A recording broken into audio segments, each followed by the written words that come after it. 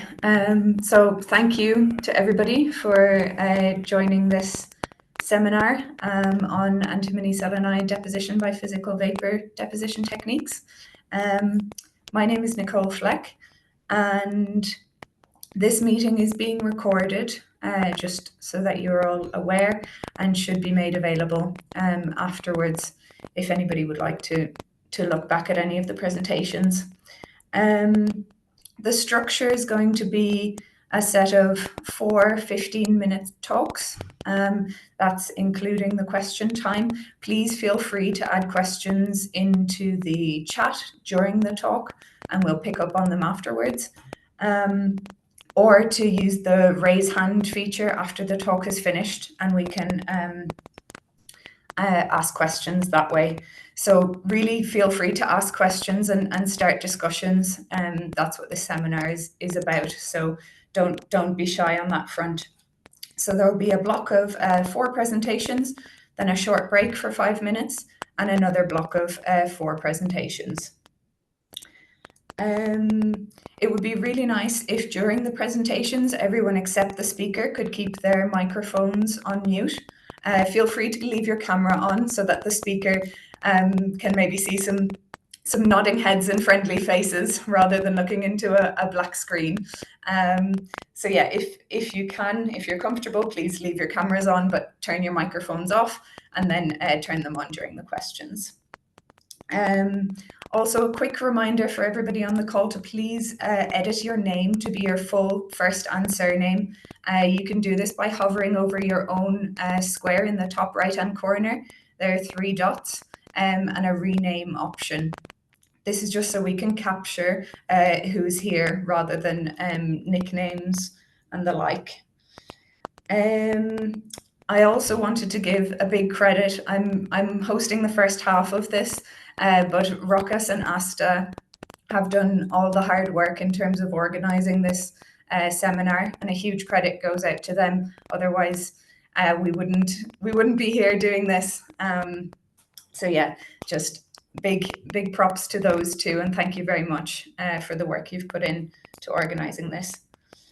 I think that's everything I have on my introduction list. I'm really excited to hear the presentations we have today, and hopefully, yeah, please do get involved, ask questions, and this will be a successful seminar. So I will start with the thermal evaporation and what are the parameters that affect that are important in this technique. That we have the source to substrate distance, temperature and pressure, of course, and the deposition rate that affect the quality of the film. The benefit of this straightforward technique is like we have a good control on thickness because we can control the thickness in this system with a quartz crystal microbalance near to the substrate to have the accuracy. And this is a low temperature process as a consequence of high vacuum. And also is a simple facility that it's available in most of the research labs, so it's accessible for everyone to do a research. And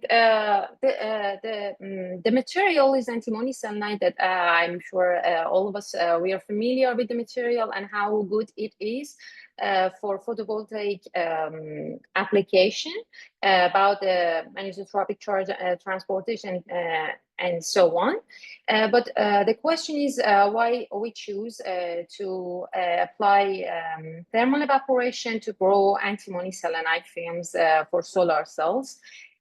It's like, yes, it's showing a lower efficiency compared to the other PVD techniques, but still our aim has been like to understand the material, the behavior of the material in solar cell and how good it can be for solar cell application. And also it's like producing film and solar cells reliable in research in lab scale. So when it comes to thermal evaporation and antimony cyanide, in this combination, we have some challenges because we have high vacuum and high vapor pressure of selenium. So keeping this stoichiometry is a challenge in this technique. Also, as the process is low temperature, so we will have a low crystallinity, and in homogeneous films, because of the large distance between the source and substrate, and also the design of the machine can affect that. So first of all, just to face these challenges, we have this lowering source temperature just to keep the stoichiometry and the lower crystallinity and like improving the film quality can be like a simple solution. The first step solution can be a post-annealing treatment in the same chamber, like in high vacuum condition or the other ambient. Also, for inhomogeneous film, we can go on with like adjusting the source to substrate distance or changing the design inside the system.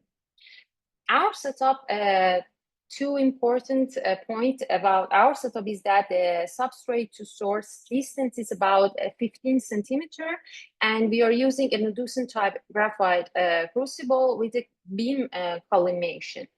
But we observed this crucible, we can load about 50 grams of antimony cyanide lumps inside this crucible, that during the process, we observed a fluctuation during the deposition, and also we have a long ramp to reach the deposition rate we are looking for. And after doing several runs of growing material, we observed that the heat trapped inside the crucible melt the antimony cyanide, and we have this decomposition that affect the solar cell performances. And also in our system, we have in every batch it comes like 4 samples, 3 by 3. And we had this inhomogeneous film thickness from sample to sample. So for as a solution, we decided to reduce the material load and also adjust the source to substrate distance. Reducing the load inside the crucible didn't work for us, and still we had this reproducibility problem because of the decomposition of the material, and also adjusting the source of the substrate. As you can see in this schematic, we had problems because in our system we could not like change the position of a QCM. So changing the substrate position can then we will lose the accuracy for thickness and deposition rate, which is important in this technique. So we removed beam collimation. After removing this beam collimation, we could keep the rate stable. We were observing we can sublimate, not melt the material, so we did not have the decomposition, and reproducibility also improved for the solar cells. And also all the samples from the same batch were homogeneous from the thickness point. So for these thin films, like this thermally evaporated antimony cyanide applying to solar cells, for antimony cyanide, we need the alignment, which is important for charge transportation. And also, generally for thermal evaporation, we will have smaller grains because of this low temperature, and the quality of the crystals, the crystallinity also is lower, but still we can apply some treatments to improve the film quality. First, the substrate temperature that helps atoms like higher temperature atom arrangement and the post-annealing deposition that can improve the crystallinity or grain sizes. And substrate engineering, we observed the substrate influence the texture of the film. Also, for keeping the stoichiometry of antimony selenide, the co-evaporation with selenium also can be beneficial. For optimizing substrate, in this process, we can deposit the film in the range of like room temperature to 300 degrees, because the process is done in high vacuum. So we have this re-evaporation from the substrate, like complete re-evaporation for substrate temperature higher than 300 degrees. And also the below gives us the smaller grains and amorphous film, which is not good enough to apply for solar cells. And here we are applying in a superstrate structure that we have a buffer layer as a substrate for our films. So for the okay, first I will explain the post-annealing deposition. This was very helpful for us because the as deposited antimony selenide, as you can see, it has like a smaller grains and the surface is quite rough, as you can see in the same image. This is antimony selenide on a CDS, and the average grains are about like from 200 to 300 nanometers based on the thickness of the absorber. But when we are we aimed to apply this post-annealing deposition in like a vacuum condition immediately after the growth of the material. Still, we have the problem of re-evaporation, but the optimized temperature is 350. You can still see these are the SEM images for antimony selenide on CDSE buffer layer. That the morphology improves, but when we look at the we look at the XRD peaks, we cannot see like big changes, major changes between the as deposited and post-annealed film. But when it comes to electrical application in solar cells, we see changes because this post-annealing improves the photovoltaic parameters, and also from the EQ, as you can see, it improves the carrier collection in almost whole spectrum, because these are based on CDSE buffer layer. Here is the parasitic absorption, and this part we can see how this post-annealing can improve the film quality for solar cells. So this is the potential of this post-annealing for solar cells. And also, we had for the as deposited film, we had this inhomogeneity in solar cells on the same sample, like the efficiencies and the other parameters were fluctuating too much from cell to cell. But after post-annealing, this problem solved, and the solar cells photovoltaic parameters becomes homogeneous on the same sample.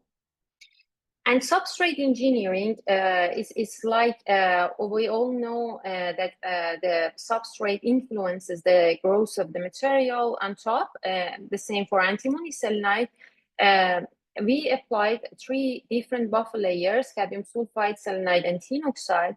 For cadmium sulfide and selenide, the average grain size is again between 200 to 300 nanometers based on the thickness. But for in the same thickness, for tin oxide, we observed that the grains become larger with about 1 micrometer. So here also we see how the interface and substrate can affect the growth. So for thermal evaporation is still a room to improve the efficiencies by applying other treatments at the interface. And for the stoichiometry, I mentioned that we are keeping the deposition rate and the source temperature low, so we can avoid the decomposition. Also, this is well known that antimony selenide grows with lower defect density in selenium-rich condition. The antimony selenide gives the thermal evaporation techniques gives us this choice to co-evaporate selenium during the growth. So we can create the selenium-rich condition. This is also beneficial for material growth. By keeping the deposition rates low, we observe that we don't have a large deviation from the atomic ratio in the films. Also, the co-evaporation and salinization can be done in the same chamber, which is also was studied before and showed improvement in solar cells. In conclusion, I want to say that the thermal evaporation techniques still has potential to for improvement in solar cells, like we applied post-annealing, co-evaporation with selenium, and like applying different substrate, but the efficiency is still about 4%. But we observe the measurable improvement in our solar cells. So this technique has the potential to study and explore more antimony selenide solar cells. Also, for example, in our recent study, we observed that after a certain thickness, we don't have the benefits from the light absorption. Just we are increasing the defect density, as you can see also in this CVD-LCP that compares the 3 different thicknesses solar cells, superstrate solar cells that I showed before, 400, 800, and 1200 nanometers, that by increasing the thickness, we have a higher defect density, while the thinner absorber has higher efficiency. The first question and the aim of the project, that why we are using thermal evaporation for antimony selenide, is we want to understand deeper the material and how it can behave in solar cells, and it's still it has the room to improve by interface treatment or post-annealing treatment in other ambient that we are now working on that. Thank you. Thank you very much, Nargis. So again, if people would like to put some questions into the chat, I'm sure Nargis would be happy to respond. Otherwise, we might have time for one very quick question if somebody would like to unmute and ask it now.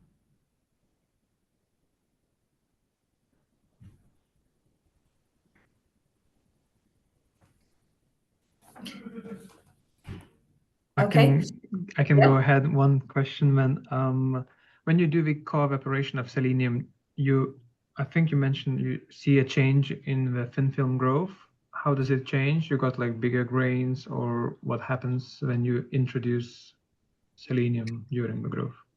This study actually was done by a former PhD student, and as far as I know, when they co-evaporate or selenize the film after deposition or the co-evaporation, they improve the morphology. And I think also the electrical, like JV and the other parameters, also have improved.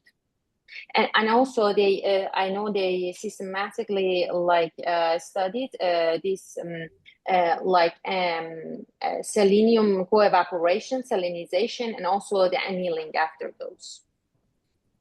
Okay, and do you know I which hope. one worked better? Was it salinization or co-evaporation? I think salinization. I think Okay. salinization. I'm sorry, I don't remember well. There is one quick question from the chat, which is easily and quickly can be replied. In your devices, did you use HTL? And if you did, what kind of HTL? No, in our device, we still haven't applied HTL. No. So gold was deposited directly on the Yes, yes, exactly. It's very simple. Like we are using these commercial glasses, like glass and FTO, deposit CDS or any other buffer layer, antimony cyanide, as I explained, and gold directly without any interface treatment. Okay, thanks. Thank you very much, Nargis. Thank you. So next up, we have Sajeesh Vadakedagopi. Hi, could you hear me? Yes, I can. Okay, cool. So I will share. Oh, you have to stop sharing, then only you can share. Yes. I'm Nargis, if you sorry. could Yes, stop I'm trying, but I cannot. Don't worry. Okay, I'm not sharing. I think so because I was trying to stop sharing, but I think I can send a request. Yeah. Okay. Ruckus, perhaps Yeah. you need to accept the request. I Yeah. accept. Okay. Is it visible now? I think it's It's loading. let's Yeah. go to the presentation. All good? Yes. Okay. So hello everyone, myself Sajeesh. I'm from Taltech. I'm a PhD student currently working on antimony selenide. I'm here to explain you my PhD work actually entitled Development of Antimony Selenide Thin Films, Implications of Cadmium Sulfate Processing on Thin Film Formation and Solar Cell Performance.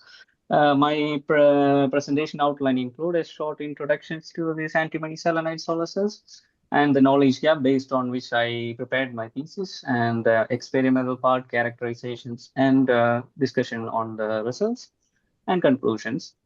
I think I don't need to discuss too much here. Of course, we know antimony selenide or antimony chalcogenides has been grabbing too much attention, mainly because of its favorable properties. And it's very visible in the form of a number of articles as well as the efficiency improvement. So it is like a well-known material in our community. Of course, we are all working on it. And my main focus is on antimony selenide. Where I worked, and I chose it mainly because of it's a simple single-phase material, binary material, and it's also have favorable properties which you need for a photovoltaic application. And my main buffer layer, which I used for my work, is cadmium sulfide.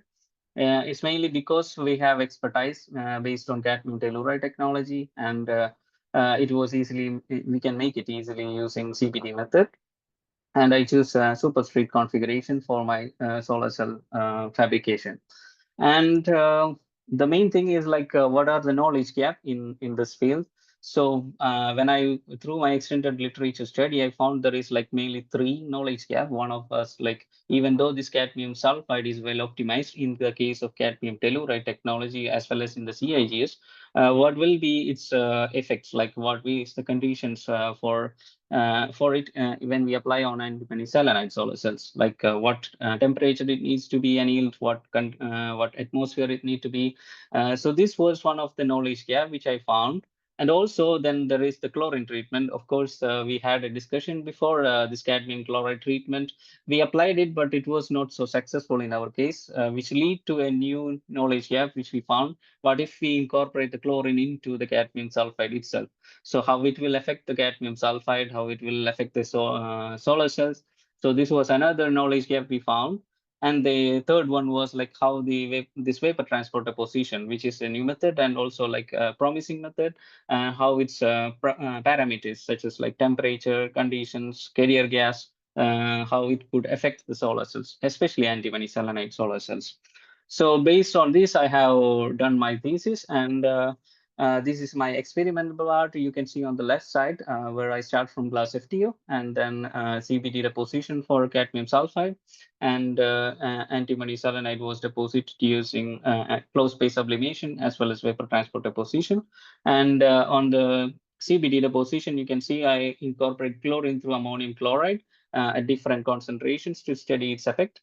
And on the CSS part, this is a schematic diagram of our CSS, and you can see that the distance between source and substrates is fixed. It's like 2 to 3 centimeter.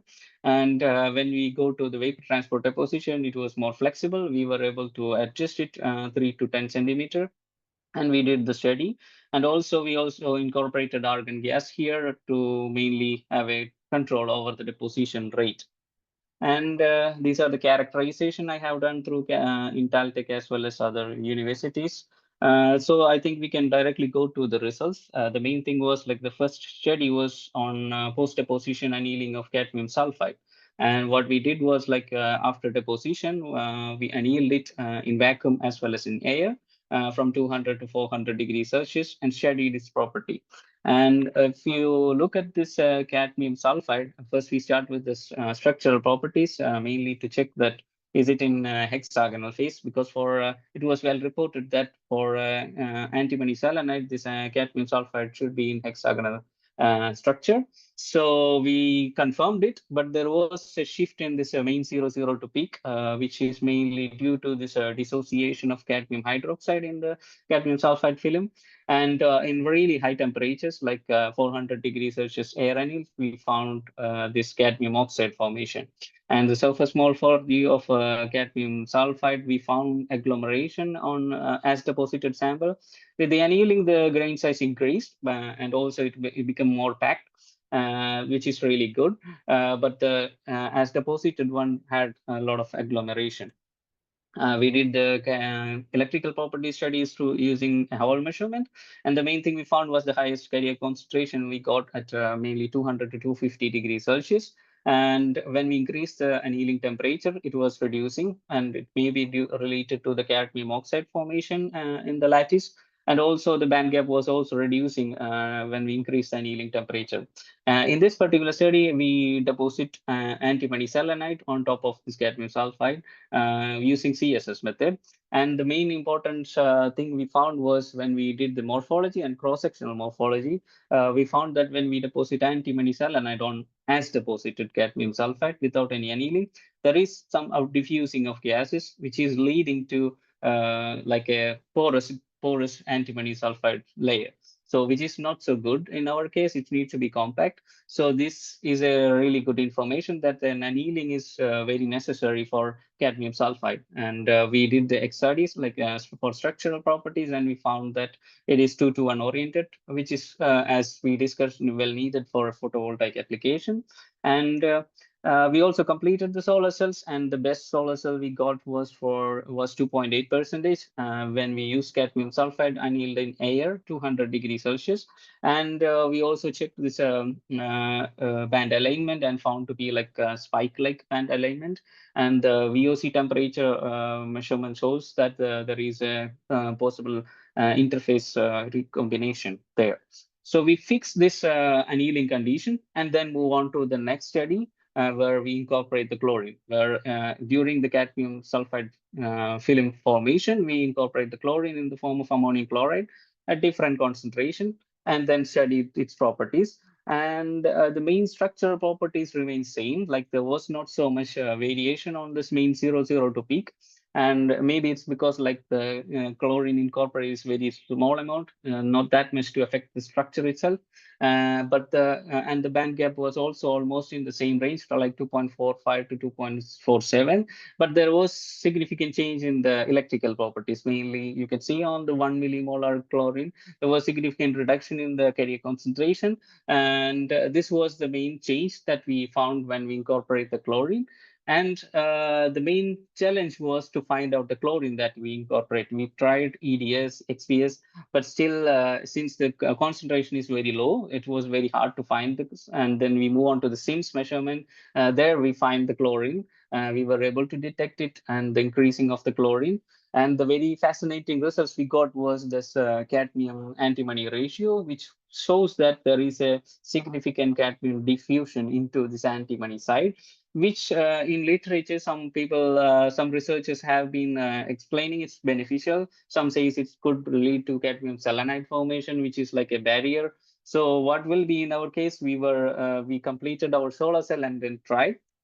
So what in this particular study, instead of CSS, I changed to VTD and deposit antimony selenide and at a thickness of 1.023 micron, and it was 2 to 1 oriented.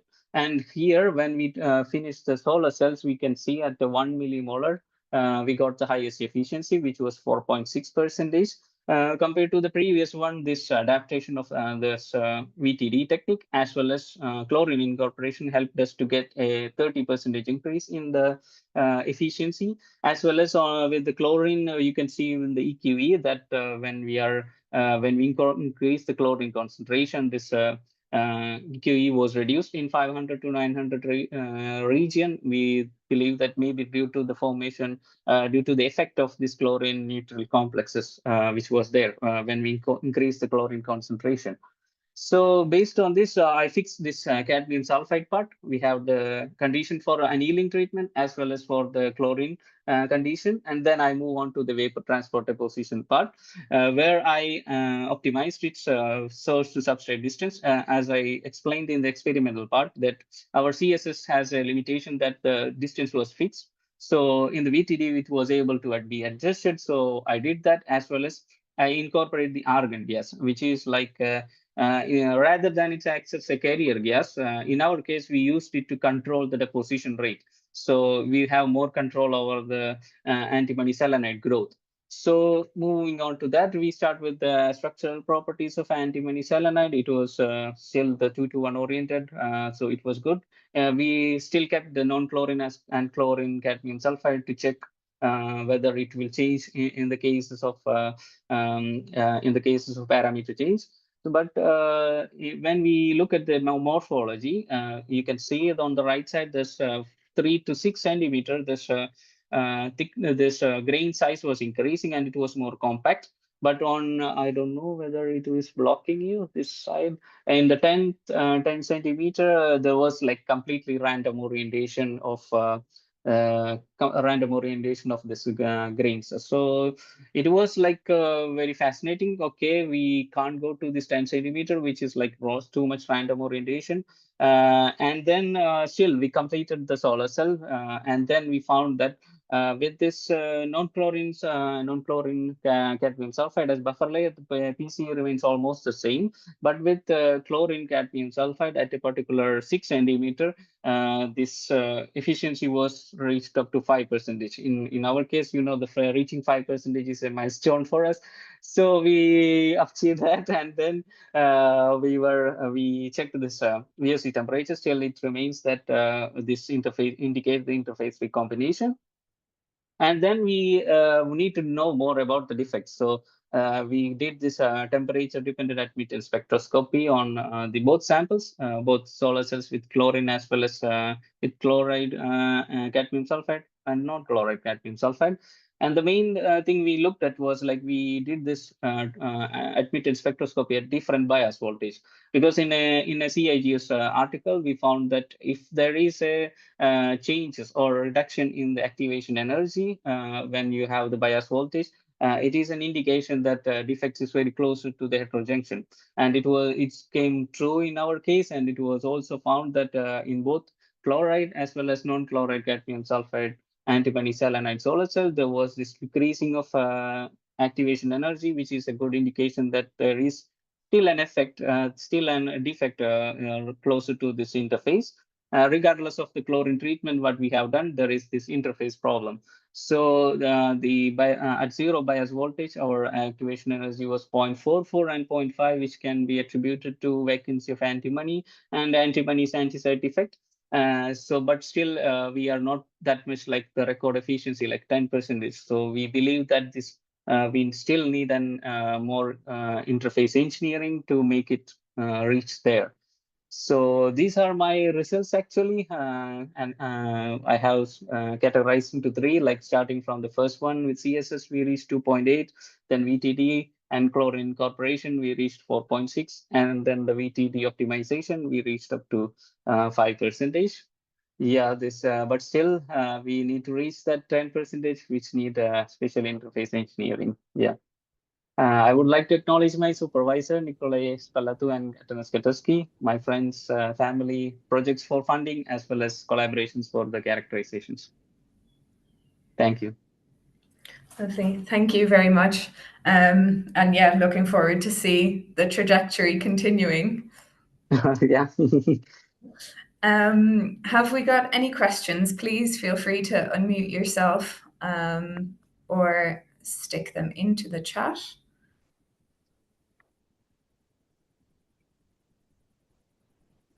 Otherwise, I have a quick question. Did you see any differences in parameters with the deposition rate? So I know that's somewhat dependent on your distance and things like that. But yeah, that's a really good question. When I was deposit, I also had a slide for that. Actually, this was when we deposit these three different distances. With the distance, the time of deposition should be changed. So our main aim was to keep the thickness of antimony selenide to be like close to 800 nanometer, 800, 900 nanometer.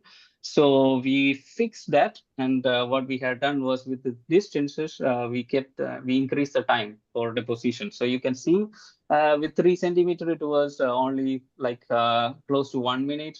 With 4 centimeter, it was increased to more than one, and then 10 we need to apply about 6 centimeters, 6 minutes to get this thickness. When we go below 3 centimeter, it was like closer to this CSS. But in our VTD system, we found significant re-evaporation, like the film had so many issues. So that's why we choose start from 3 and then move on to like 10 centimeter. Yeah. So we adjusted the distance and changed the time to keep the thickness same.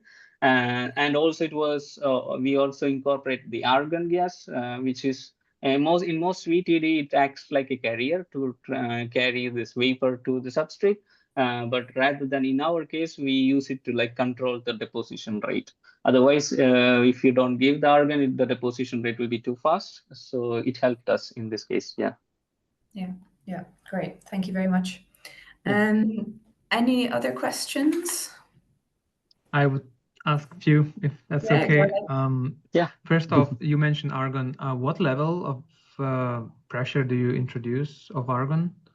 Okay, so when we start the first, we put our samples inside, and then we evacuate our tube to 10 raised to minus 6 millibar, and then incorporate the argon gas at a rate of like 0.5 LPM, and then reduce it to this vacuum was reduced to like 10 raised to minus 3 millibar, and the working pressure is like 10 raised to 1 multiplied by 10 raised to minus 3 millibar.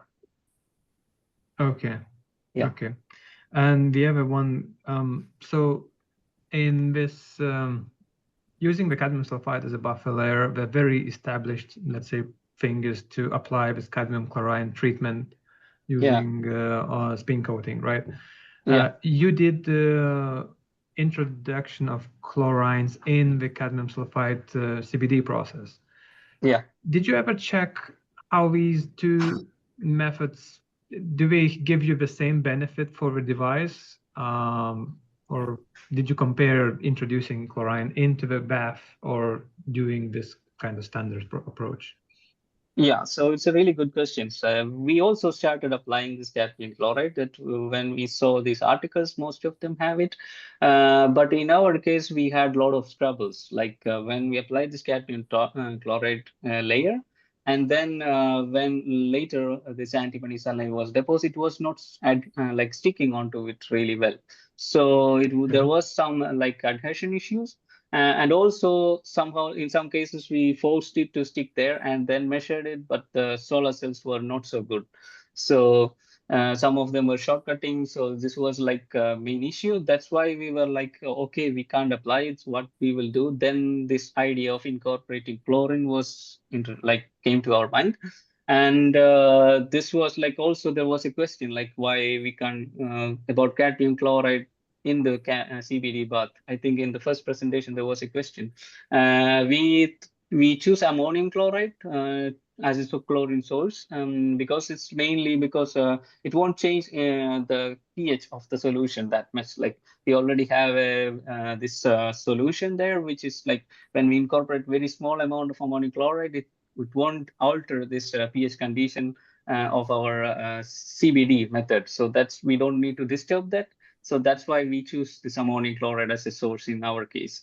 So yeah, we tried cadmium chloride, but it was not so successful in especially in VTD. There was like this peeling off actually. If in some cases there was peeling off, and I tried very hard giving high temperature and then forced to stick on it, but the solar cells were not so good. Yeah. Okay, thanks. Thank you very much, Sajeesh. Yeah. Thank you. I will stop sharing. Thanks. So moving on to the final speaker of the first half of this seminar series. And we have Tom Shelby from the University of Liverpool. Thanks very much.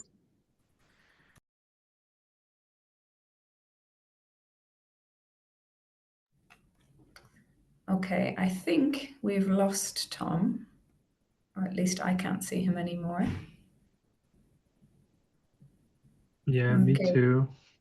Just 1 or 2 minutes and see if he returns. Hello. Okay. There we go. Hi. Sorry. Yeah. Sorry. Thanks, Nicole. So yeah, my name's Tom. I work in. Sorry, Tom. You're sharing the meeting. So again.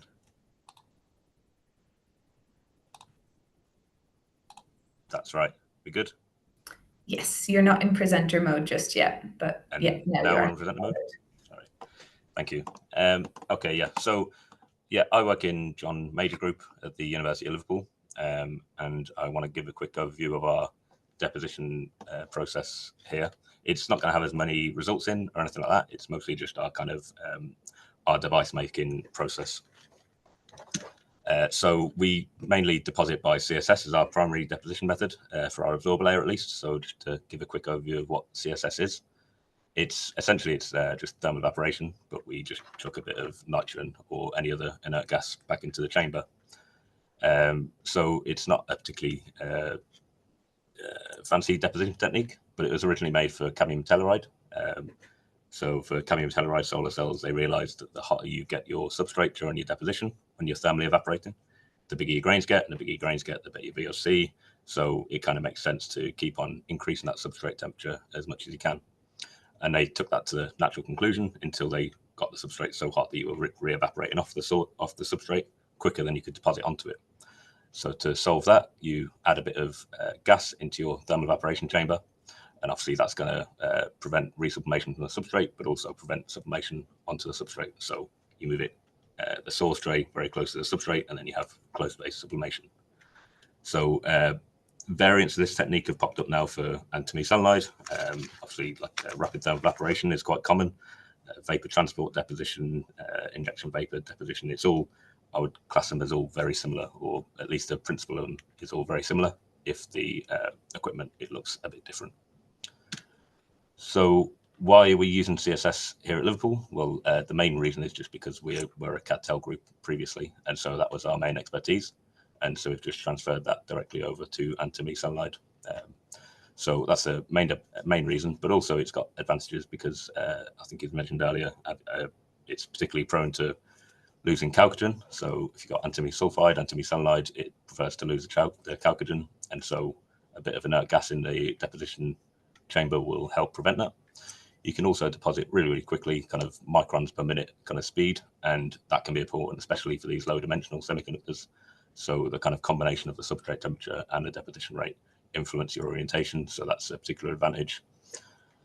We tend to get pretty big grain sizes, kind of on a scale of microns or so, which is quite good, and we can control the nucleation quite well. And it's also kind of an industrially proven technique, sort of. I've shown an image here on the right-hand side.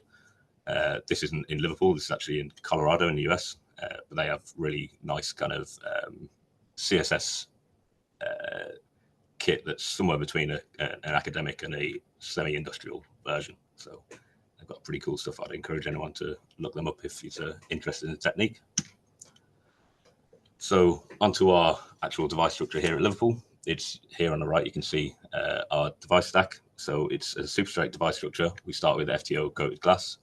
So we now get this from Great Cell Solar in Australia. We just buy this in, and we use Tech 15. We have used other stuff in the past, and it hasn't seemed to make much difference. One thing I will mention is that for this glass that we now buy from Great Cell, if we try to use solution processed TiO2, which is our ETL, it won't work. We get massive S shapes. So I think it's probably something to do with the iron content in this glass seems higher than previously we've used. And so now what used to work is our old device process won't work with this glass. So I don't know if anyone's seen something similar, it might be worth keeping an eye out for. So onto Tech 15, we deposit our electron transport layer, which we use TiO2. We need something that's quite stable at high temperature and isn't going to interfuse into our device. So TiO2 is what we've been using for quite a while now, and this reactive DC sputtering technique seems to give us quite nice, reproducible and consistent films, and yeah, it seems to work quite nicely for us. Onto that, we deposit our absorber layer. So it's around a micron thick by CSS, which is a bit thicker than you would really like, but we need to go for that thickness to because we end up with quite a rough morphology from CSS. We need to go slightly thicker than would be otherwise necessary, and that ensures we have decent coverage. And kind of for the deposition process also, it works quite nicely. We've been using store-bought kind of antimony selenide. So we just buy it from Alpha Razor, and it works fine. We are looking at other stuff now to produce it in-house with higher purity, different impurities. We intentionally add in changing the antimony to selenium ratio, things like that. For the HDL, we normally use P3HT. We've tried a load of other different HDL layers. It hasn't seemed to make a massive amount of difference as long as you have something. It seems to work quite nicely. So we use P3HT purely because of how easy it is, and it seems to work, and we don't at the minute see a reason to move away from it, but certainly other ones work as nicely as well. And at the back, we just deposit 50 nanometers gold as our electrode. So when we do that, we get this kind of JV curves here. I mean, this is actually our record device made in Liverpool. So it's just over 8%. That's about as good as we can do here so far. And as you can see from the EQE, it's got most of the current you can really expect from a 1.2 EV absorber. You know, once you consider reflection losses and glass absorption and things like that, we've really kind of maxed out nearly all of the current. There's a little bit more in long wavelength we can go for, but really it's mostly the voltage we're still missing. So you can see our kind of distribution of the VOC that we have achieved. So this is all in a single step deposition, no post salinization or anything like that. And I would say we normally get maybe 430, 440 millivolts as typical, but we have eked up somewhere close to 480, which is reasonably high, I think, especially without any kind of post-processing. So yeah, we definitely need to focus on the voltage more going forward though, and that's kind of going to be our aim. So as for how we actually do our deposition, we are looking into antimony selenide, antimony sulfide, and the kind of mixed alloy as well. And we do all these by, as well as wet chemical techniques, we're mostly focused on close space sublimation. So we do this with two different close space sublimation kits. We have the one on the left here, this kind of blue cabinet sort of thing. This is our standard deposition equipment, and this is where we make all of our devices really. So this was originally designed for the CAD-TEL. It's quite old now, it's 20 odd years old. And inside the cabinet, it has two reactors. And we have two of these cabinets. We've got a total of 4 deposition chambers, and we dedicate each chamber to a different material. So that's kind of what we use currently, and that's where nearly all of our devices are made. We also have this second one you can see here on the right. This is a bit of a newer kit. It's a bit fancier. It's got some kind of cooler features, and it's all a bit more automated. It's got 2 source trays, so the idea is we're going to dedicate one to antimony sulfide, one to antimony cyanide, and then we can co-deposit to get the mixed alloy, and we can play around with that a bit more. So that's the kind of plan. So just a bit more on our kind of, I'll say it's our old or our current system at least. So inside the chamber, you can see here we've got this quartz reactor tube, and we have the source and substrate heaters that slide across it. So we can move them out of the way or move them into place as we need. And then we slide in the source tray with the sample face down on top. So we've got these graphite source trays. So the graphite source tray holds a thermocouple and the source material, and then you've got this Macor spacer, which thermally isolates the source tray from the substrate holder. And then we place a substrate face down in that. It's maybe 10 mil away. So each of them white spacers that you see there. So each of these white spacers here is 5 millimeters. So we can kind of step our source and substrate distance in intervals of 5 millimeters. And then you can see here, this is the deposition as it's going. So we can independently heat the source and substrate to some extent. There is quite a lot of thermocoupling between them. And when we do this, we get quite a large grain structure here. So you can see like kind of on the order of microns or bigger. And in the XRD, you can see we get basically no flat lying grains at all. In fact, I've tried to actually get some flat lying grains for a collaborator, and it really struggled to do it in any kind of sensible, anything that looked like close to our deposition process. So for our actual deposition, we use a 2-stage deposition. Initially, we deposit a seed layer at relatively low substrate temperatures. So this gives us nice coverage. We do it at vacuum, and we completely coat the substrate in something that's a semi-amorphous sort of antimony cyanide layer. And we then increase the substrate temperature quite a bit, as well as the source temperature. And then we backfill the chamber with some nitrogen. And then that allows us to grow our really nice large grains. And and then we basically cool the chamber down as quick as we possibly can. We roll the heaters out of the way. We flow nitrogen through the chamber, and we increase the pressure quite a lot, and we just cool it down as rapidly as possible. So that's our kind of old kit, or our current kit at least, and this is what we're trying to move towards. This is a newly designed CSS kit. As you can see here, we've got the 2 different source trays, 5 by 10 centimeters each, and one will hold the antimony cyanide, one will hold the sulfide, and we have a rotating substrate above it. So this is a bit of a larger substrate size we're going to be working on. So that will hopefully give us more samples per run. We have a couple of different options as well. We can then either keep the rotation on and vary the temperature of each deposition boat, and we can vary the composition of the film. We can also change the temperature of each boat during deposition, so we could potentially get a graded composition through the film. So start off with an antimony cyanide layer at the front and go more towards the sulfur rich towards the back, and get a kind of graded band gap. And we can also turn off the substrate rotation, and then we get this kind of gradient along the substrate plate, and that will allow us to do some combinatorial studies. And so this is kind of what we have in process at the moment. That's the kind of plan. So that's just our deposition going. So I'm going to leave it there, and I'll just finish there. But here's some kind of, if anyone has any questions, I'll be happy to answer them. Here's some kind of questions that we have, I guess, in our lab ourselves, or kind of areas that we're looking to move towards or investigate ourselves. If anyone has any questions or comments or anything, or just wants to discuss, then I'll be happy to chat. Thanks very much, Tom. That new piece of kit looks very exciting. Yeah, so if anyone has any questions, please feel free to unmute yourself now. Okay, thanks, Thomas. Can you hear me? Yes. Yes. Yes, thanks for your interesting presentation. I'm so impressed with your TiO2 cutting-free buffer layer. And I want to have a question here. Have you ever tried to introduce buffer layers such as cadmium sulfide or indium sulfide, such zinc indium sulfide, to improve the onset improve the VOC or the fill factor of the devices? Yeah, so we have tried cadmium sulfide quite a lot. That's what we used to use for our cadmium telluride device stack. That was closer to what we use. Our process is quite high temperature and relatively long as well. I mean, including the kind of ramp up and the ramp down, it takes quite a long time. So it ends up interdifusing quite a lot. We get quite a lot of cadmium sulfide interdiffusion with our adsorb layer, and that tends to ruin it quite quickly.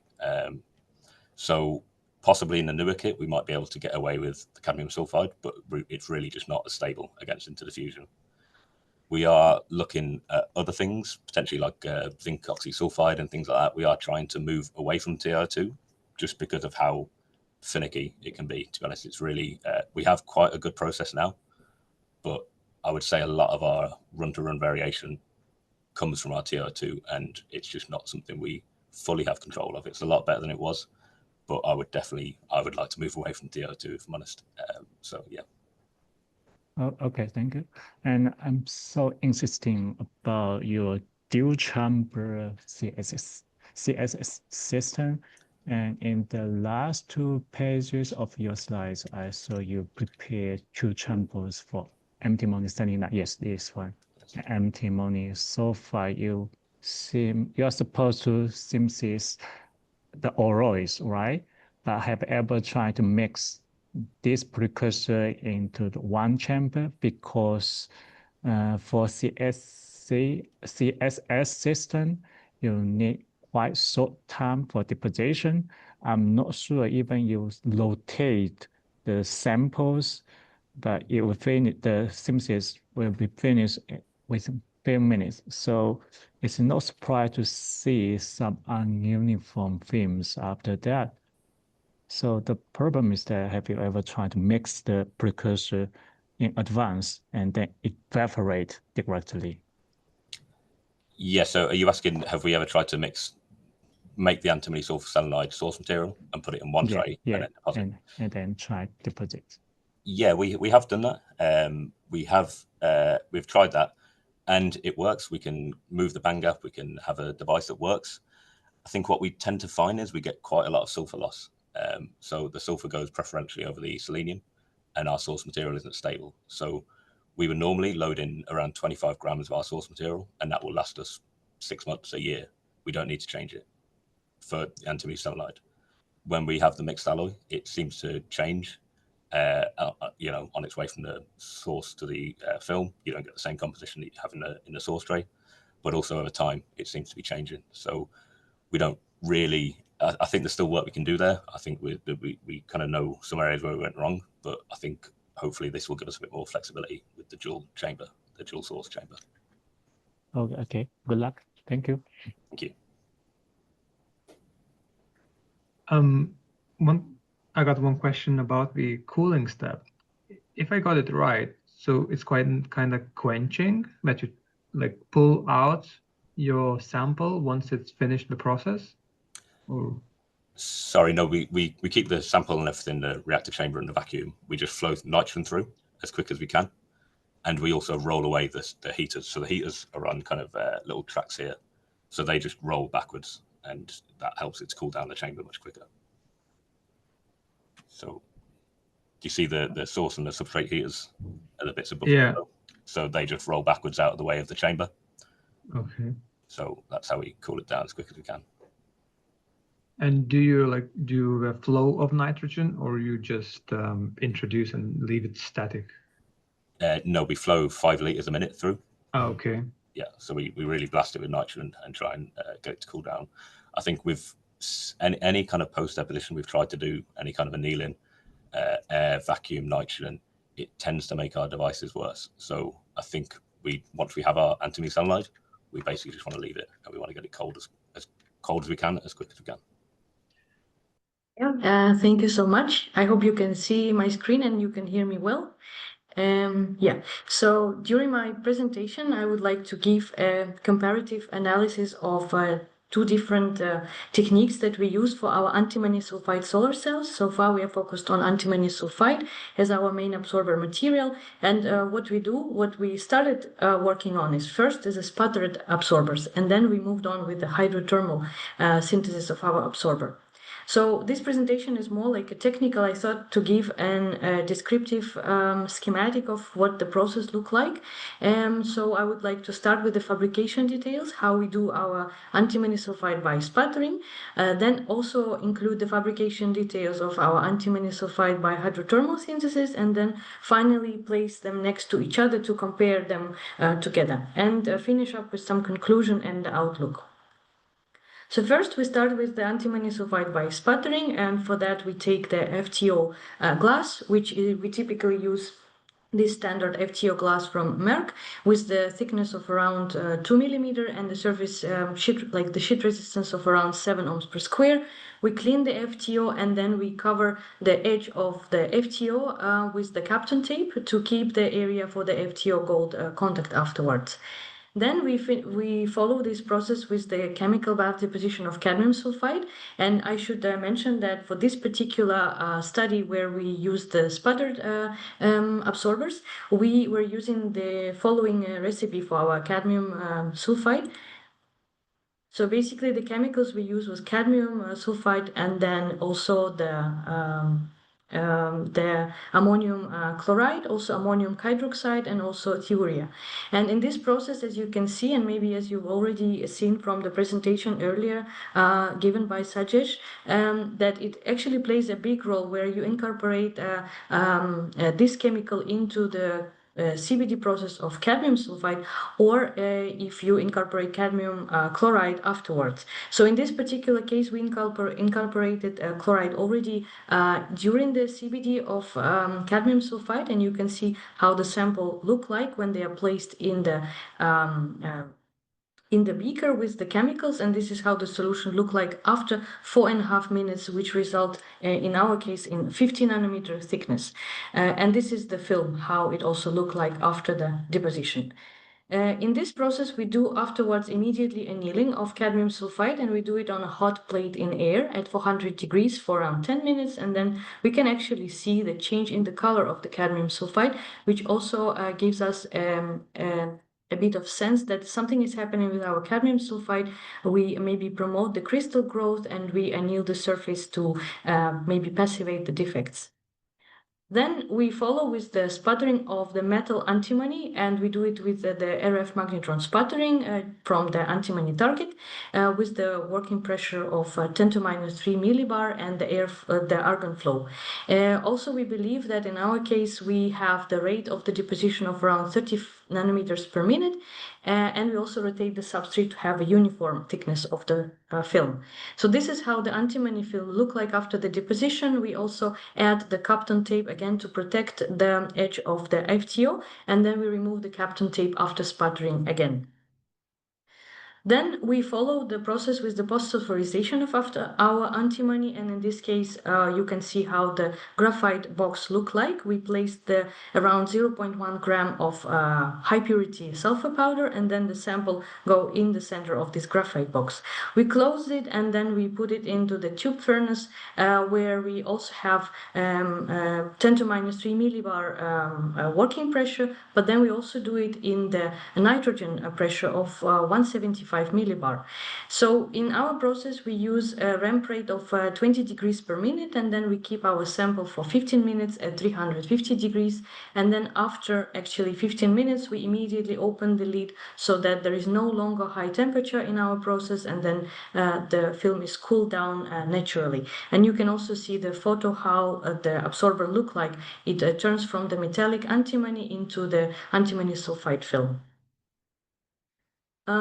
Then we follow with the spirometad mixing and also spirometad deposition, and we do it with a pretty standard recipe that is reported in a lot of publications. We use a standard amount of 36.6 milligrams spiro powder in a chlorobenzene, and then we also dope it with the chemical of a TBP and Li-TFSI as well to just improve the conductivity of this layer. We stir the mixture, we filter it, and then we spin coat at 300 100 RPM for 30 seconds. You can see how the film look like after that. And before putting in the hot plate, we also wipe again the area so that we keep the FTO contact unexposed, as you can see on the schematic. And then we dry our film for 10 minutes at slightly above 100 degrees on a hot plate, again on air. And we finally finish our process with the gold contact thermal evaporation, where we place the polycarbonate mask, as you can see here, where the 8 cells are placed in the area of the antimony sulfide, and the other area is left for the FTO, so for our FTO gold contact. And you can also see the thickness of the gold is around 95 nanometer that we use so far. And you can also see that the solar cells in this particular configuration are semi-transparent. You can see through them when you look through the glass, and this is how the solar cell look like when you look from the side of the spirometer. And then we do characterization of our solar cells. Then I would like to introduce also hydrothermal synthesis and only the differences between the processes from sputtered and the hydrothermal. So we do the same FTO cleaning and the FTO protection. But then actually when we moved to the hydrothermal synthesis, we looked up into different studies that it actually plays a huge role what is the recipe of your cadmium sulfide is. And in this particular case, we decided to remove the chemical of the ammonium chloride from our solution. That's why we also adjusted a little bit the concentration of other chemicals that we have. The other 3 are unchanged. And also that's why we have to actually increase the time of the deposition to achieve the same 50 nanometer film. Now it is around 8 minutes. So you can see that actually visually the cadmium sulfide CBD looks pretty similar to the one that contained ammonium chloride. But then we had to incorporate cadmium chloride treatment on top. So how we do it, we also use the cadmium chloride anhydrous powder, and we dissolve it in 1 milliliter of 1:5 ratio of DI water and methanol, just to promote the dissolution of the cadmium chloride in this solution. And then we do ultrasound bath, filtering, and then spin coating of this. Followed by the annealing of the complete stack of cadmium sulfide and cadmium chloride. We also tried to do actually first annealing of cadmium sulfide, then application of cadmium chloride and treating again. And we could see actually the decrease in the performance of our solar cells. I'm not showing the results here, but it's really important to anneal the stack of cadmium sulfide and cadmium chloride all together. You can also see the visual appearance of the films when the chemical of ammonium chloride is excluded from the synthesis. And we actually see that when the cadmium chloride is applied on top of the film and they are treated together, there is not much change in the color, in the appearance of the film, compared if we do it by annealing the cadmium sulfide. And finally, for the hydrothermal synthesis, we use these 3 chemicals, which is the precursor of the antimony, precursor of sulfur, and also for one of the best performing devices, we use a second precursor of sulfur, which is a thiocetamide. And this is how the process looks like. We just simply mix all the 3 chemicals that are in the form of the powder. We mix in water and then mix them all together. We put them into autoclave. With the cadmium sulfide FTO glass being inside the autoclave. Then we seal it very tightly, and then we put it into the oven for around 3 hours at 135 degrees. After natural cool down, we take the samples out, and then we have to anneal them. And if we compare the case that we use for sputtered absorbers, then there we added actually sulfur powder because we had to convert antimony into antimony sulfide. In this case, we actually already formed the, as prepared, you can see the photo of the sample. We actually formed already crystalline antimony sulfide, but we had to promote the crystal growth and merge the grains together. So that's why we anneal it at the same temperature, but without adding any sulfur during the annealing process. And just to keep everything same, we keep the annealing parameters except for the time. We reduce it to 10 minutes, the same as the parameters we use for sulfurization of antimony. And then the other processes that I mentioned earlier for spiroamidat and gold are absolutely the same. So these are the characterization of the two different approaches with the SEM, top view, and later on cross-sectional imaging.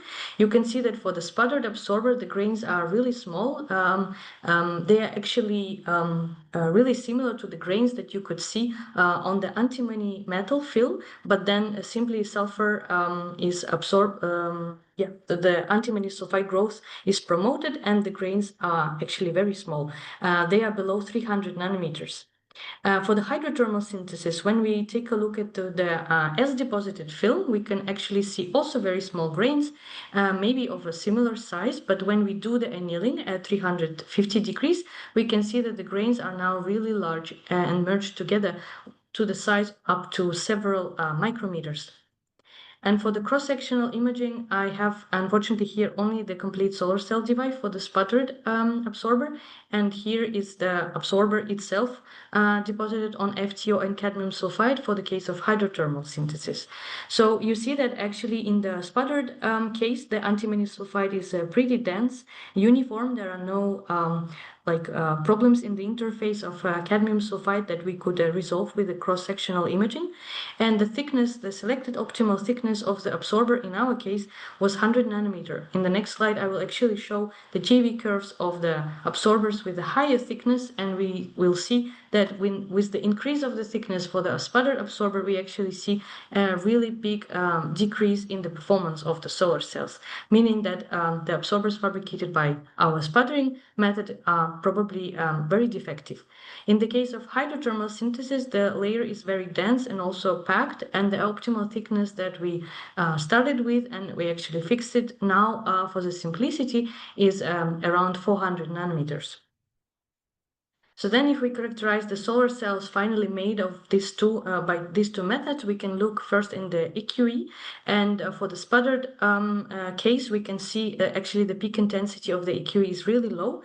This is also because of this poor charge collection efficiency, and actually with applying the bias, we can see that we increase quite significantly the EQE. However, when we do the same analysis with the hydrothermal, first of all, we see a really high compared to the sputtered absorber EQE peak intensity, and also with the application of the same bias, we almost don't see any change in the EQE signal.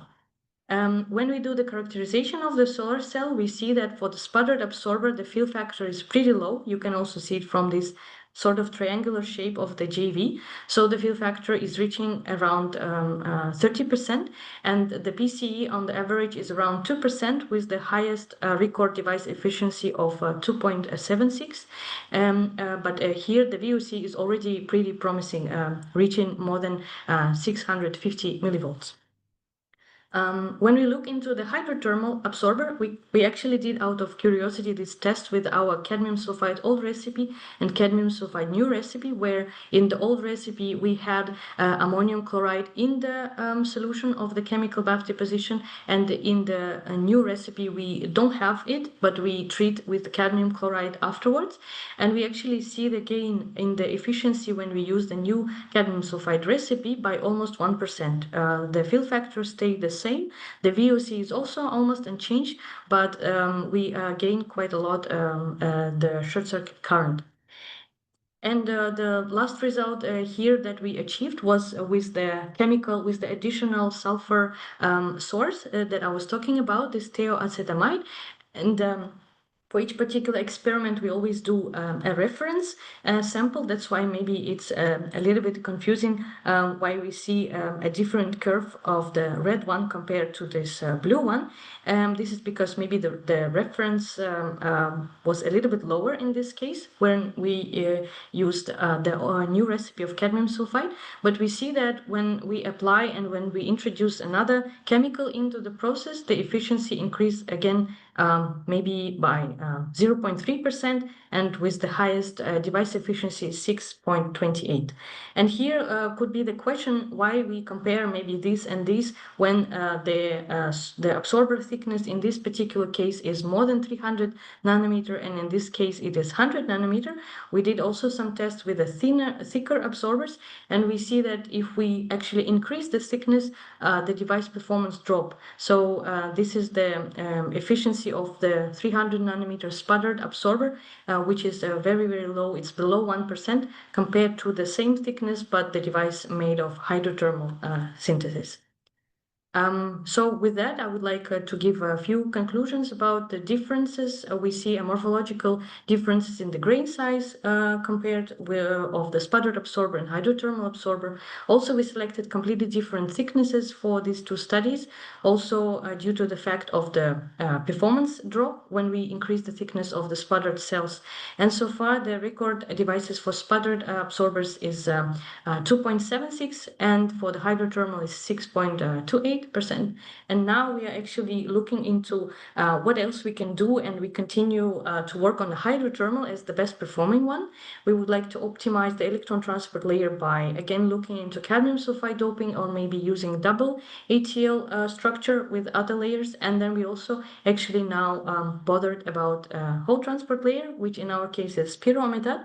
We actually see a degradation in the performance over less than a month time frame. So maybe we have to also look into whole transport layer optimization. With that, I would like to also thank the group of thin film photovoltaics, Stella Canulescu, who is the head of our group, and two talented PhD students who contributed quite a lot into this study. And also thanks to you for your attention.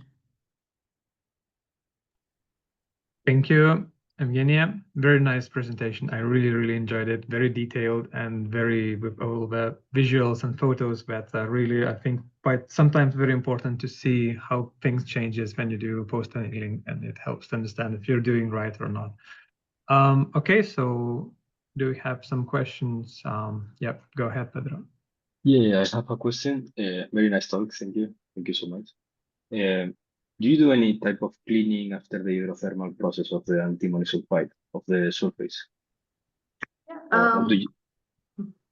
What we do, we actually take the sample from the autoclave because it's already in the solution. What we do, simply we just blow with the water flow, with the DI water, so that we kind of get rid of all the particles that could contaminate the surface. But it's only water and no cotton swab or anything. It's just the water flow on the absorber. Then we put it into annealing, and actually before depositing spiro, what we do is also cleaning sometimes with isopropanol before deposition of spirometad. And that's just to maybe get rid of possible sulfur segregation on the surface. So this is our cleaning procedure. Yeah. Yeah, nice. And I have a second question, because you show at the end, maybe I missed it, sorry, at the end, the difference between the two cat sulfides. Is this two cat sulfides the ones that you show at the beginning with the different annealing and the different colors? Or it's yes, or did I miss? Yes, in this particular case, kind of cat sulfide old is the one that is taken from the sputtered solar cells, which contained the chlorine inside the CBD, and the cat sulfide new is the new one, which did not contain this, but contained the cadmium chloride on top. So, yeah. Yeah, because that maybe that change in color is just the change of bandgap, and that could explain maybe the GSC improvement. So maybe you can check this with CQE. You should Yeah. be able to see that. Mhm. Very nice. Thank you. Do we have any more questions?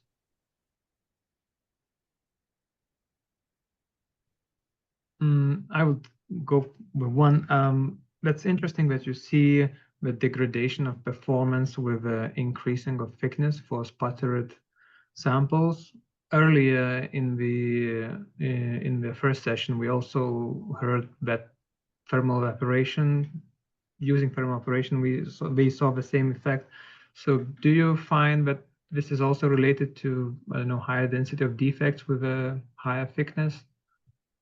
Yeah, I believe we haven't done any defect analysis on the absorbers. We only did the EQE on different thicknesses to see maybe the collection efficiency change with the thickness. But we could attribute that with the increase of the thickness, we actually, the factors that are dominant are defects that we introduce over larger thickness that are dominating compared to the fact that we actually can absorb more light. So this is more pronounced. So I guess 100 nanometer was the optimal thickness where the charges kind of distance was low enough to actually for us to achieve some meaningful efficiency. So you think it's kind of trade-off between how many carriers you generate, between how many defects you have, which capture the carriers? Yeah, the recombination rates. Okay, thanks. Okay, so if you got any more questions, please write it in the chat and we can try to answer later on.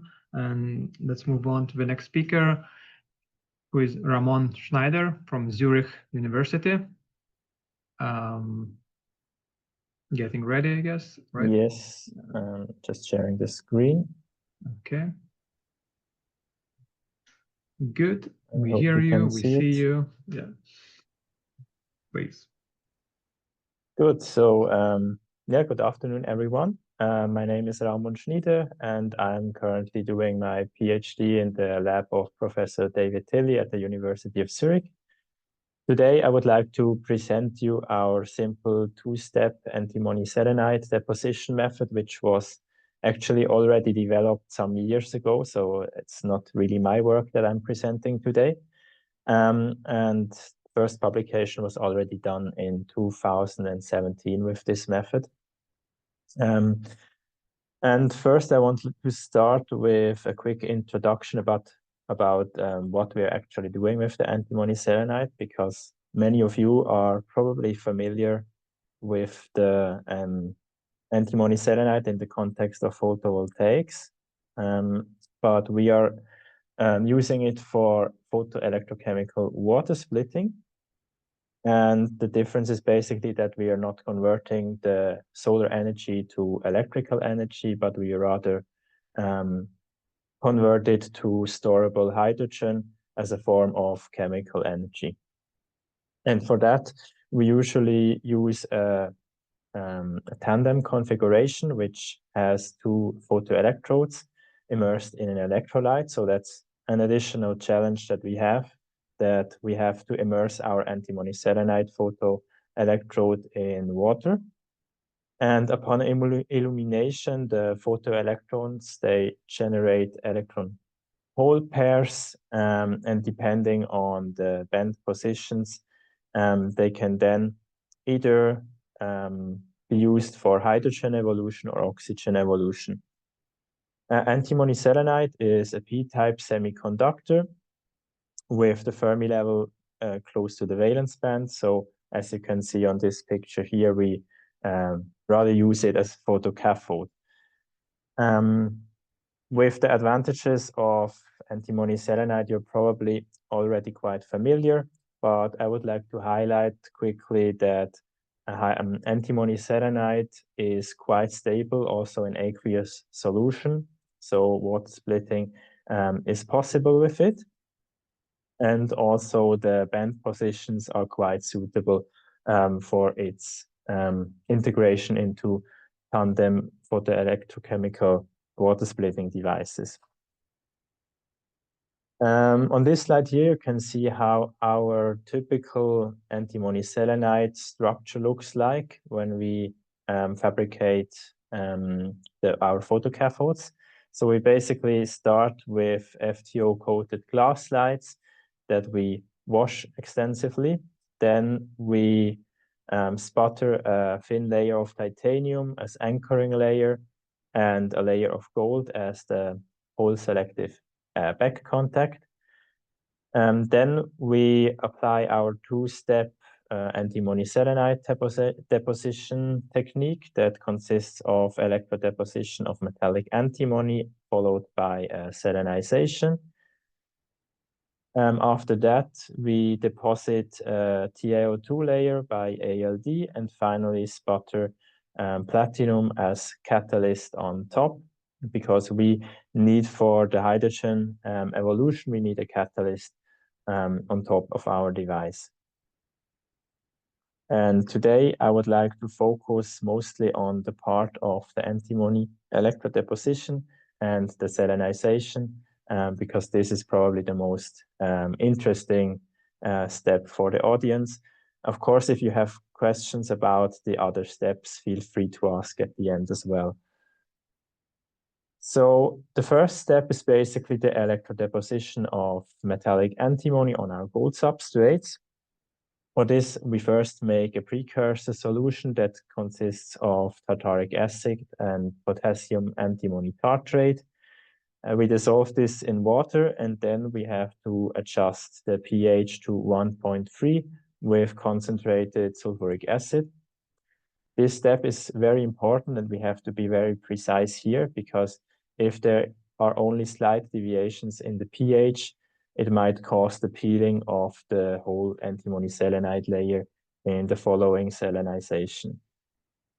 The electrodeposition itself works in a 3-electrode setup with our gold substrate as working electrode. We can also wrap the gold in Teflon tape to define the active area where the antimony should be deposited. We do it on a 1 × 1 square centimeter area. And we use a platinum wire as counter electrode and silver chloride as the reference. And then we apply a potential of -0.3 volts versus the silver chloride reference, and we pass a charge of 1.4 coulomb per square centimeter to define the thickness of our antimony layer. This usually takes around 10 minutes with typical current densities between 2 and 3 milliamperes per square centimeter. And in this process, the antimony 3+ in solution is reduced to metallic antimony 0. Then in the second step of our procedure, we selenize the electrodeposited antimony. For that purpose, we put our substrates with metallic antimony in ceramic boats in a tube furnace. It doesn't matter actually whether there is 1 zone or 2 zone. I just put the picture with 2 zones because this is what we usually use, and we can put some more samples in it. But important is that we add 1 selenium pellet per sample and also leave a tiny slit of the ceramic boats open to equilibrate the pressure with the environment. Then we purge the whole tube with argon gas and heat it up. We ramp for 20 minutes up to 350 degrees that we hold for 40 minutes. So in total 1 hour. And if we heat it up to this temperature, the selenium pellets will partially evaporate, creating a selenium atmosphere in the ceramic boats, which can then react with the metallic antimony and convert it into antimony selenide. And at the end, after this 1 hour, we just open the lid of the tube furnace and allow the whole tube to cool down to room temperature, which usually takes around 60 minutes. We usually characterize our samples with SEM. So here you can see how it looks like. From the top view, you can see that it consists of submicron sized grains, and the surface is quite smooth and homogeneous. In the cross-section SEM, you can see that the thickness is about 1 micrometer thick, which is more than enough to absorb all the incident solar light. Here you can see the XRD spectrum that we can record from our samples. So we can see that it's phase pure antimony selenide, and there are only 2 major peaks from the gold that are additional to that. But apart from these 2 gold peaks, there are no other signals visible here. Then in a further step, we can also modify our antimony selenide films to improve its performance in water splitting. One option is the post-synthetic sulfurization. This method is actually pretty similar to the salinization that I've just shown you, but here we really need a two-zone tube furnace, because we put our samples in one zone and the sulfur in the other zone, and we keep our ceramic both open this time. And yeah, we basically also ramp it up for 20 minutes. We use a bit different temperatures with the sulfurization. The samples should be at a temperature of 250 degrees, while the sulfur remains at 200 degrees, and the sulfur will melt and create a sulfur atmosphere in the whole tube, which is turning antimony oxide, which may be present on the surface, to antimony sulfide. And in this way, it creates an effective hole blocking layer without significantly changing the bulk properties of antimony selenide. This has a beneficial effect on the onset potential and also on the photocurrent density. Another possibility, which is quite easy to improve the performance of the antimony selenide photocathodes, is our solution treatments. I've just put one example that we found recently. In the first step, we can dip our samples into an ammonium sulfide solution, 10%, for 5 seconds. And this effectively removes undesired antimony oxide from the surface, which are causing surface recombination. And in a second step, we can then dip it for 5 minutes in a metal ion solution, for example, copper chloride. And the copper ions, they bind to the surface selenium atoms that passivate to the surface due to dangling bonds. And this causes a nice improvement of the onset potential, but also on the surface, on the current density, as you can see here on the right.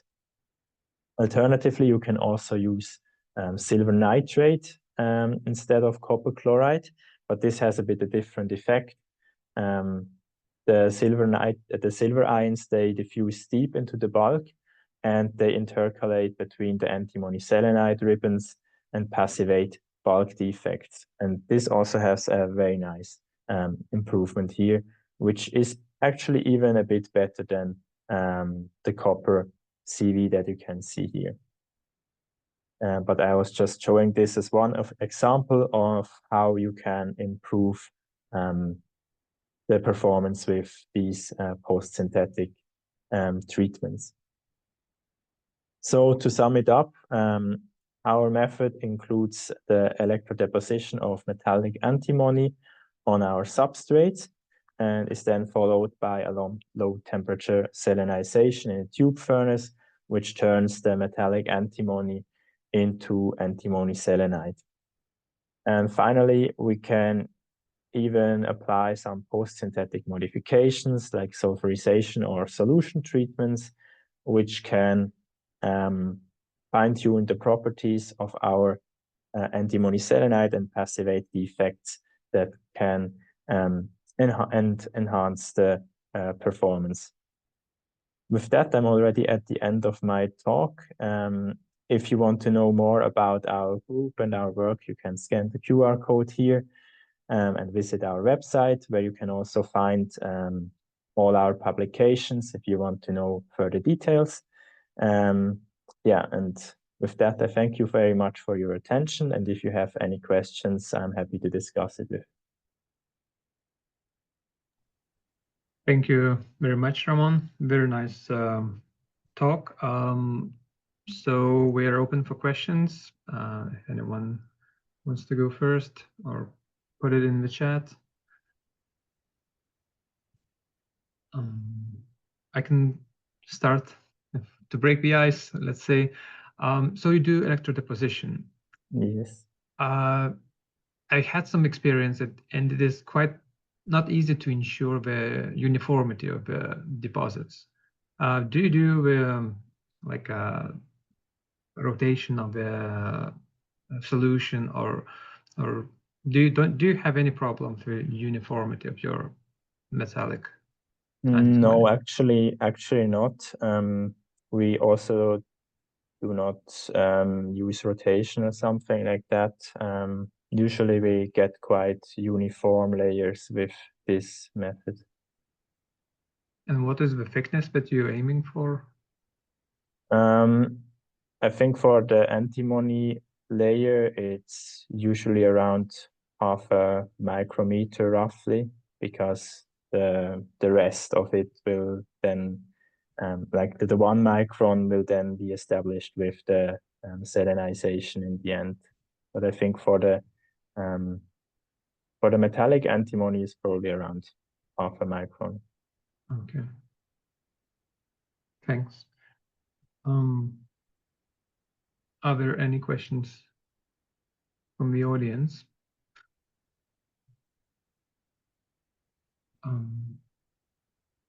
No, so far. I would like to ask about the sulfurization process then a little bit. What atmosphere do you use? Like you probably have some ambient pressure, right? Of, I don't know, argon or. Yeah, we have a bit reduced. It's not ambient, but it's a bit reduced pressure. Okay, and you say here like 300 grams per sample. So do you use all the sulfur at the end of your process? No. There's usually a quite big residue left, so only a part of it is consumed. Oh, okay. And I think it's also not that important that it's very precise. 300 milligram, I mean, it's just an excess, so it doesn't really matter how much it exactly is. The vapor pressure should be dependent on the temperature you are using rather than probably the amount of sulfur you're putting in. Yeah, sure. Okay. All right. I don't see any questions in the chat. So thank you again, Ramon, for your presentation. And we move to the last speaker of today, second session. Thanks everyone for patience. We are really running late, but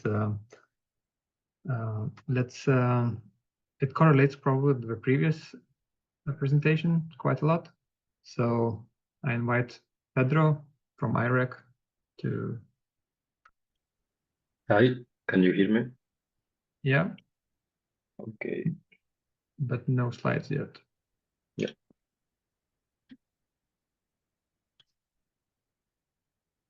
Can you see the slides?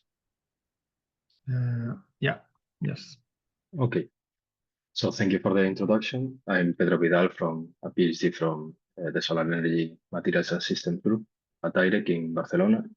And I'm going to present you our process related to antimony selenide fabrication.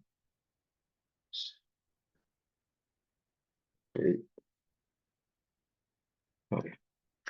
So this is the overview. Mostly we work in substrate configuration and we work with a sequential process. So I will describe more or less what are the parameters and the most critical points during the fabrication that led to some of the best devices that we get. So we start with a soda lime glass and we do a thorough cleaning with 3 different solvents. This is quite normal, but one of the important things, and I want to stress out, is most of you work in superstrate configuration and you work with commercial substrate with FTO and so on, but I will advise you to do not change your provider, because if you change your provider, all your process can be totally misadjusted.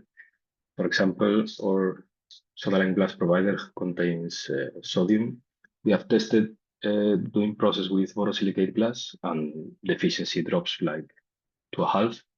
So maybe there is something interesting to find out in that regard. We have tried to include it also from some precursor sources, but with not such a good success. But maybe it's something important to take into account. Okay, then as I told you, we work in substrate configuration. So we work with a back contact of molybdenum. We use a kind of complex configuration. We work with a 3-layer structure, and these 3 layers are defined relative to their density.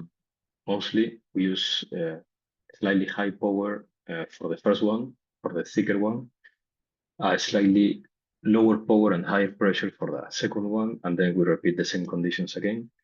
And this, you will see how it has a very strong effect on its resistance to salinization after the process. And this, we think it's a key process to obtain some good working device in this configuration. You can see that finally the cross section is a very dense film, and also in the surface you see this rice shape texture that is quite common for the molybdenum substrates. And we use, I don't know if I say it, DC pulse magnetron sputtering. We are able to deposit up to 10 by 10 square centimeters. And we now produce like around 700, 800 nanometers total. So we normally work in a 2-step process. So first we deposit an antimony layer, and then we selenize this layer. So we do this evaporation by 2 methods. Really, there is no actual, or we couldn't find any actual better method in terms of performance for the solar cells, but we did find that even deposition is way more reliable in terms of homogeneity of the deposition rate, homogeneity of the final film, and easiness to reproduce from one process to the other. As you can see here, at the right, the layers that we deposit of antimony are quite homogeneous and dense. But we did see some change with the deposition rate, especially in the shape of the film, and also some degree in the strain of the layer. But we didn't find any correlation also with efficiency. So we can work with quite high deposition rates with good performance. So we didn't work too much into optimizing the rate. We did work a little with the precursor elements, and we find that the best approach is to use bigger antimony pellets. Just because if we use powder source, there was all the material blew out. It was almost kind of a roulette if you have a good deposition or not. And with these bigger pellets, you could melt them easily, and you could have more reliable evaporation at the end. So this is some good advice that you can take. Also to choose carefully your boat or your crucible in order to avoid also this, in order to obtain a reliable evaporation. We control normally the thickness by a quartz sensor, but it's calibrated normally by XRF measurements and so on. And yeah, I specify here the power, but it really depends a lot on the boat size, material, and precursor type that you will use. Normally we reach some low pressures to make the deposition. And the important things of this method is like, with this thickness of antimony, you will define the final thickness of your material, not with any conditions in the reactive family. So to have quite a control and homogeneous layer is kind of important for the final fabrication. So related to the second part of the step, when we made the salinization, we put this precursor layer into a graphite box or subceptor, as you want to call it. and we close it with some selenium mass in powder. We normally include 25 milligrams, but as the previous speaker, the mass is not consumed at the temperature that I'm going to show. We just fill it to ensure that it's saturated. And then this graphite box is introduced in a tubular furnace. Well, the graphite box has predefined volume for sure. The good point of using a graphite box is that you will have a very homogeneous temperature profile inside. But the bad point is like these graphite boxes normally absorb a lot of selenium. So even if you don't put any selenium on your graphite box, you will have selenization. So this is a kind of a problem that this method has, at least for us, is to control how many processes you should do or you can do before you have to clean all the system and start again and make some preconditioning of the selenium availability. Normally we have defined like we need to make like 3 processes, and then we have like a window of I don't know, 7 processes in which we have same composition, same no secondary phases and so on. And if you keep going, you start to accumulate selenium in the surface of the layer and so on. So this we kind of solve it with moving to some quartz containers, but the films were not so reliable, even though we got some nice efficiencies. But yeah, it might be a good workaround for the graphite box problem. Okay, so normally the profile that we use, or the most optimal profile that we use, is 20 degrees per minute at 320 degrees. With we choose 500 millibar, but we normally work between this and atmospheric pressure, and the results are mostly the same. We work at this pressure just for safety reasons in the furnace, and then we let them cool naturally. This time can be reduced. We have synthesized similar layers with higher than 5 minutes. That's no problem, and we just simply found the best performance for 30 minutes, but statistically more or less the same. So you can go to faster processes even if you want. What we observe is like a general compositional shift with the temperature that you employ in the system. So this is a good approach to slightly modify the composition, but you also have to be careful on which range of composition you are working on, because what we see is like maybe there is a small window of selenium-rich compositions that you could achieve without any secondary phase formation. But if you go higher in temperatures or higher in overall selenium quantity in the system, you will start to selenize the molybdenum or generate some selenium residue in the top surface. And if you go to selenium poor conditions, you start to have some unreacted antimony in the process, and then it will get oxidized when exposed to the atmosphere. So this is, sorry, it's a full device that I have here, but here is a layer of antimony selenide that we get. It's similar to other processes that we've seen before, like the grains are mixture between big and small, around between 300 and less nanometers, but the layer is densely packed. So we couldn't improve this grain size by any means so far. Okay. Independently of the temperature that we use, if we move in this range where there is no secondary phases present, we get always HK1 reflection, so we get a mostly vertically aligned, more or less, with a good orientation films, and as I say, with no secondary phases and quite good crystalline quality. If you ever measure some Raman spectroscopy of your antimony selenide films, if you see any peak from this point onwards, you can expect some secondary phase. And yeah, this is a TEM image of a full device. We check several zones that I will show you later, but you can see a very beautiful ribbon structure in the middle. I'm not missing anything here. But yeah, it's very important in this process just to be sure that you purge all the oxygen outside of the furnace. We do several 3+ cycles of including argon and vacuum it for several minutes in order to ensure like a inert atmosphere inside.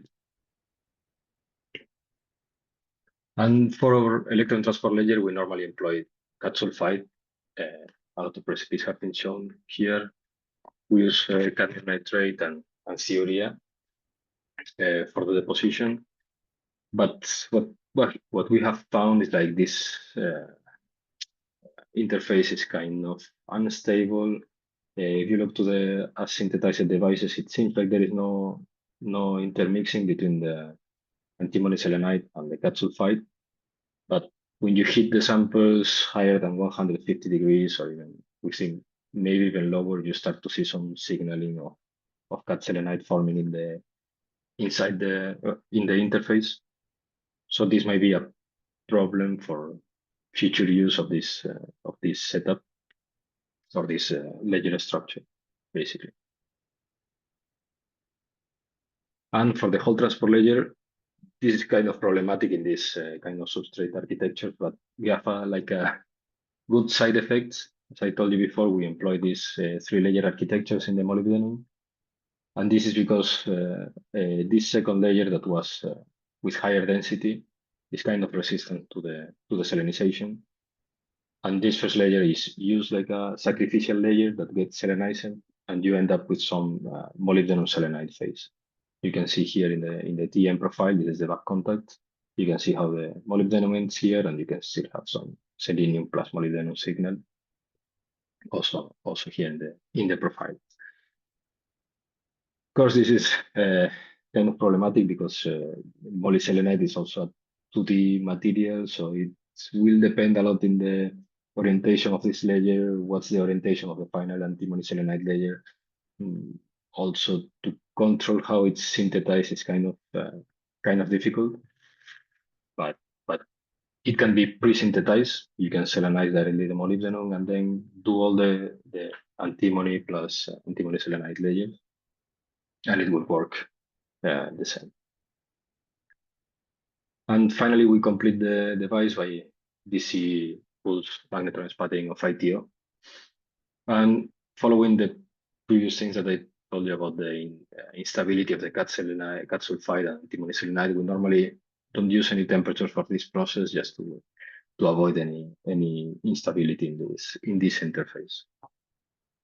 You can see here how this ITO layer is on top of a glass substrate and how it grows a little bit worse on top of the CDS. So final remarks, with this approach, we got 5.7% efficiency tops. We normally have a medium value of 5%, so with a lot of reflective losses. So if we eliminate the reflective losses, it's like 7.5%. And some advantages of this method is like you can decouple the thickness and time and temperature for your system. So you can choose like one specific thickness. I didn't comment on this, but we grow from 300 to 1 micron films, and more or less the performance was the same. If you go under it, you start losing current. If you go over it, like you previously said, you start to recombine a lot of the carriers. But this type of structure is very nice to be compatible with some flexible substrate or polymeric substrate, but has some disadvantage, like in contraposition to closed space sublimation, for example, we cannot decouple the substrate temperature and the source temperature. So this implies that maybe it will be interesting for us to increase the selenium temperature of the precursor, but it's not possible in this setup. And finally, for me, the most problematic thing for thinking about scaling up this process is the graphite box, for sure. And that's it. If you have any questions, please be free to ask. Thank you. Thanks, Pedro. Thanks for actually good tips and tricks in some of the steps. So do we have any questions? Please feel free to unmute and ask.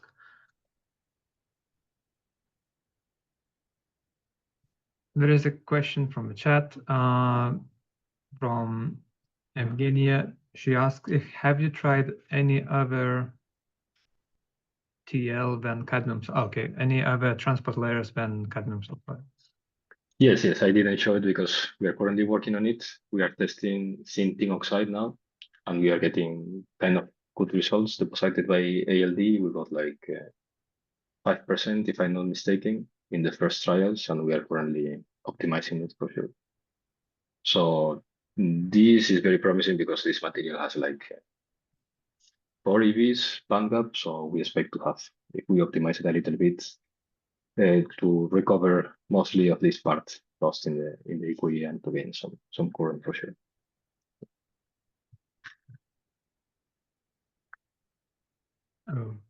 Okay, thanks. I have this one, maybe a little bit more technical question. So you said that using E-beam is more reliable than using thermal evaporation. What if you use E-beam for contact evaporation? Does it give a higher energy on the particles and you might damage your sample? Like, is it more energetically higher process than thermal evaporation? For the top contact, you mean? Yeah. For the final contact. Yeah, that's a possibility. Yeah, for sure. We normally don't employ contacts on these cells. We directly contact the ITO. Mm-hmm. And we normally, when we do contacts, we do it by E-beam.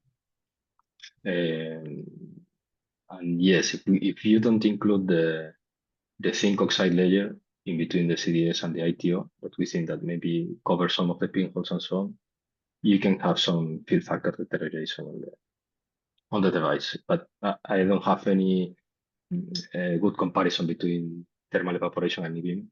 By definition, yes, I think they are more energetically the deposition, but I don't have any test on that. Okay, thanks. There's another question about from the chat. You have encouraging fill factor. Did you anneal the ITO after the deposition? Yeah, we test some annealings, but as I told you, we face this problem. I didn't show that you can find the full study here, but if you start to anneal, after 150 to 150, the efficiency got completely deteriorated, and we assume that it's because of the formation of this cat selenide interface.